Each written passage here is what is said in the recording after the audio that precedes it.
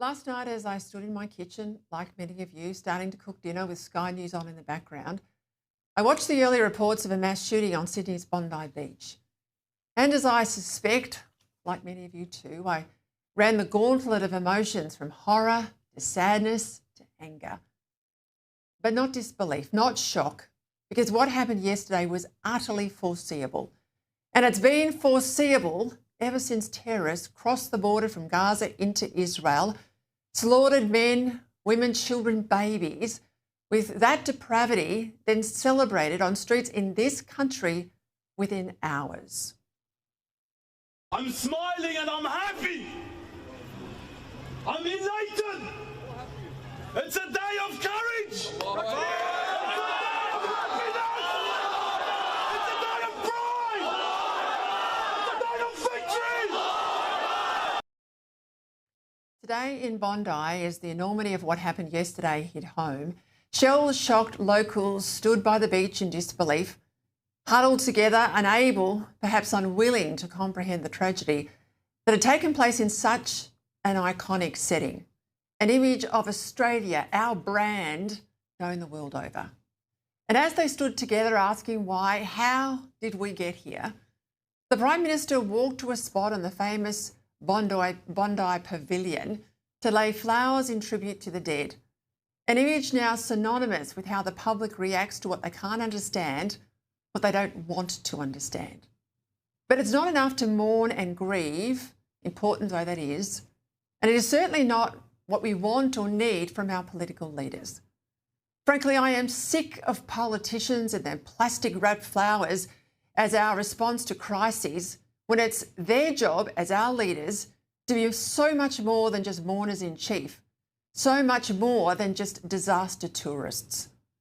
With the whole apparatus of government in their hands, the police, the security agencies, even the military, if needed, they have what it takes to keep us safe, and that is their first and most important job. The hand-wringing and the flowers, honestly, it's hardly better than an ambulance at the bottom of a cliff.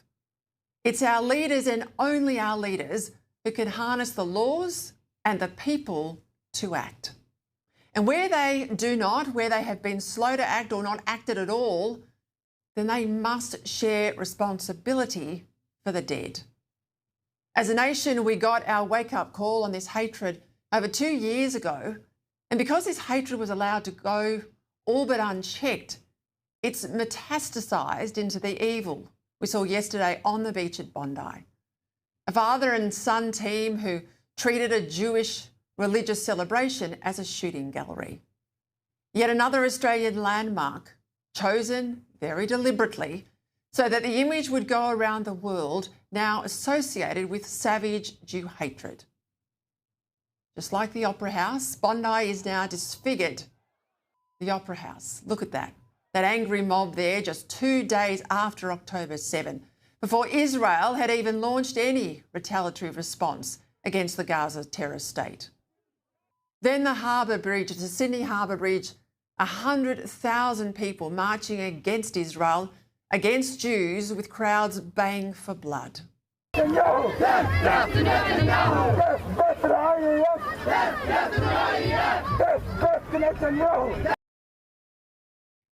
And now Bondi. 15 innocents killed because they were celebrating Hanukkah. Over 40 wounded and hospitalised. At every level, governments in Australia have been guilty of hand-wringing impotence in the face of mounting Jew hatred. Hate preachers that haven't been shut down, they haven't been jailed, nor have they been deported. صفة من صفات اليهود هي أنهم شعب متعطش لسفك الدماء. شعب يحب سفك الدم.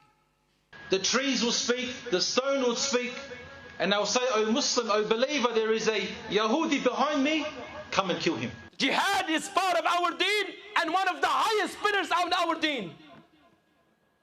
Hamas is mujahideen and freedom fighters and warriors. The modern face of Australia, hate marches that haven't been stopped, flags of terror groups, Hamas and Hezbollah proudly on display.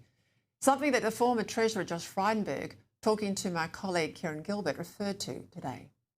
People are waving Hamas and Hezbollah and ISIS flags, and where is the sanction? Or saying death to the IDF.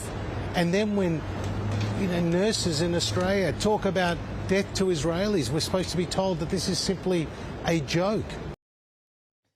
Throughout this sorry 2 years of inaction, the worst culprit has been our Prime Minister. The greatest derogation of duty has been his. The man who is still at heart the hard left activist of his youth, who has failed to lift to the standard we expect of our national leader.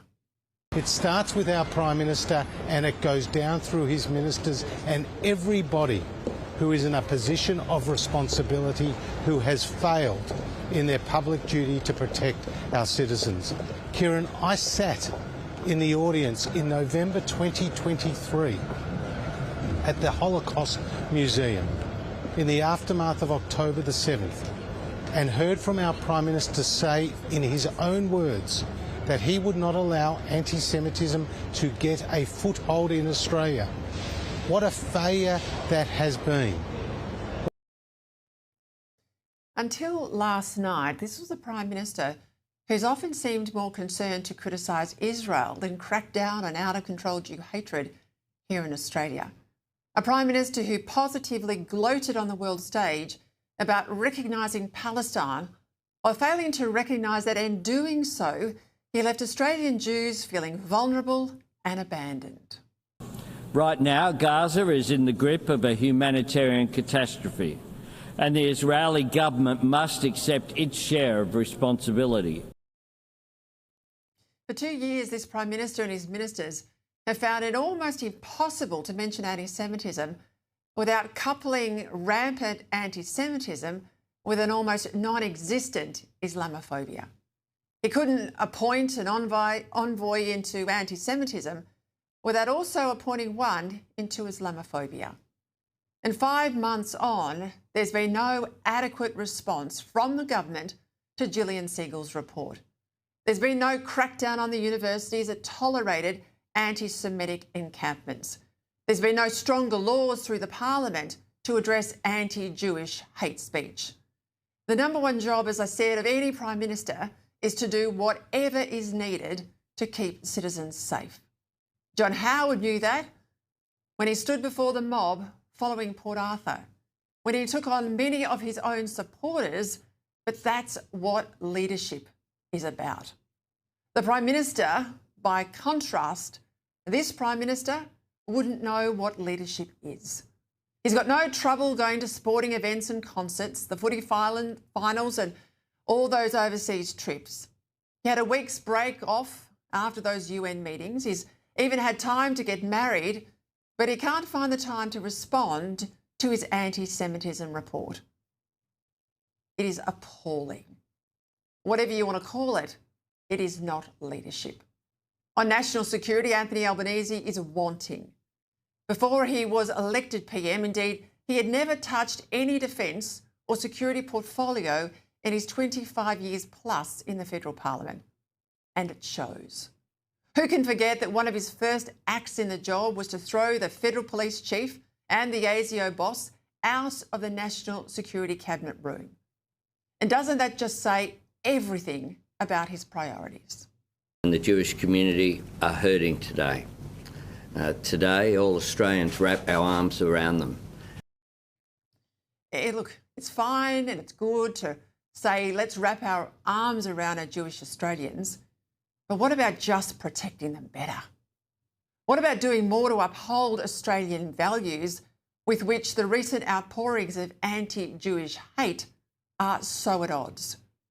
What about standing up for our Anglo-Celtic core culture that's always made Jewish people feel welcome in this country and made them the commander of our armed forces in John Monash, a Chief Justice of Australia in Isaac Isaacs, and a Governor-General in Sir Zelman Cowen?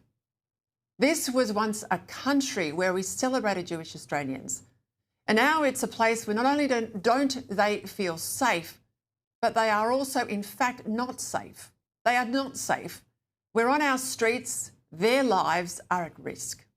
How do you explain that to your daughters? This time I couldn't really explain it. You know, she said to me, I'm scared, and previously after the attack on our former home and things like that, I could tell her it's okay, we're safe. I can't say that anymore, we're not safe. If Jews get slaughtered on Bondi Beach and body bags are piled up at this place, we're not safe. And as we know, if you know your history, if Jews are not safe in your nation, no one is safe. This is where we are tonight in Australia. After we mourn the dead, let us all use our grief and our justifiable anger and rage to force change, not just with this Prime Minister, but the others that come after him and our governments of the future. Because to turn around this hatred, it will be a fight for more than just one term of Parliament. We must overturn some 3 or so decades of immigration policy. We have brought into this country hatreds that have no place in Australia. What about upholding and celebrating our Judeo-Christian ethos, which holds that all men and women are equal in the sight of God? December 14, 2025 will be marked by history as one of our very worst days. But it is what comes now that really matters.